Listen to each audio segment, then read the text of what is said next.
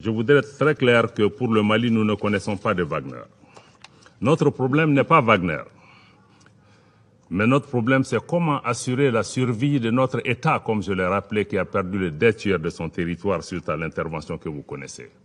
Notre problème, c'est comment assurer la sécurité des Maliennes et des Maliens qui sont aujourd'hui désespérés et dont nous n'arrivons même pas à protéger les droits essentiels.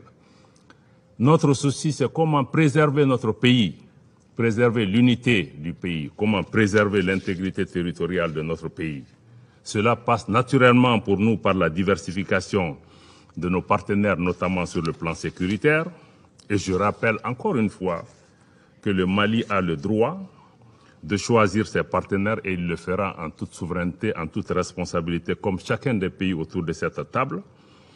Et je voudrais dire que nous allons continuer dans ce sens et nous menons un certain nombre de choses sur le terrain. Donc, mais le Mali reste ouvert à tous les partenaires. Comme je l'ai dit, notre problème, ce n'est pas Wagner.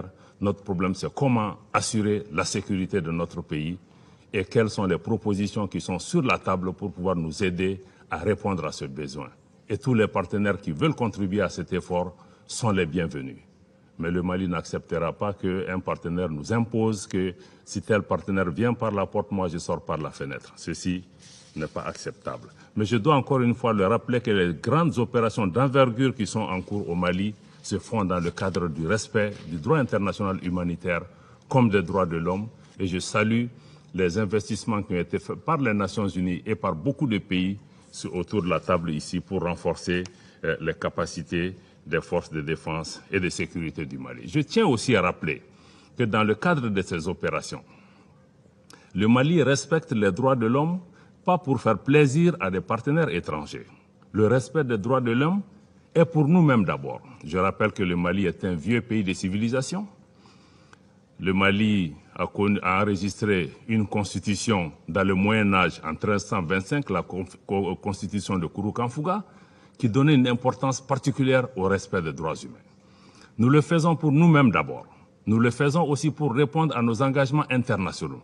Nous le faisons parce que nous sommes conscients que la lutte que le Mali est en train de mener contre le groupe terroriste, nous ne pouvons pas la gagner en violant les droits. Nous avons besoin de gagner les cœurs et les esprits des Maliens pour pouvoir. Le Mali n'a absolument aucun intérêt de s'engager sur cette voie. Et nous sommes conscients que cette voie peut se retourner contre nous. Mais, mesdames et messieurs du Conseil, soyez conscients que le Mali est aussi victime d'une guerre de désinformation. Une guerre de désinformation qui vise justement à punir le pays pour ses choix. Mais je pense que nous allons pouvoir continuer.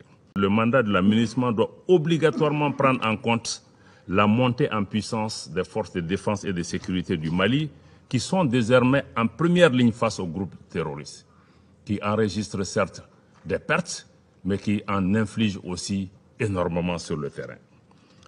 De même, dans le cadre du renouvellement sus-évoqué du mandat de l'aménagement et la demande d'appui aérien de Barkhane, le gouvernement du Mali exprime son opposition ferme à l'intervention sur son territoire de la force française Barkhane.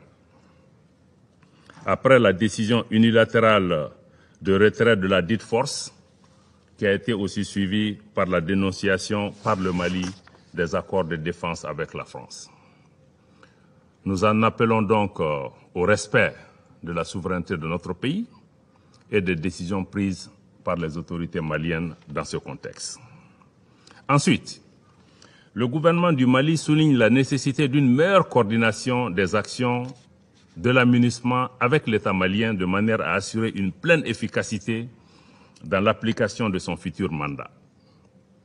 Le gouvernement du Mali souligne également la nécessité pour l'aménagement de travailler étroitement et véritablement avec les autorités et les parties prenantes maliennes pour aider le Mali à protéger ses populations civiles et à restaurer son autorité sur l'ensemble de son territoire.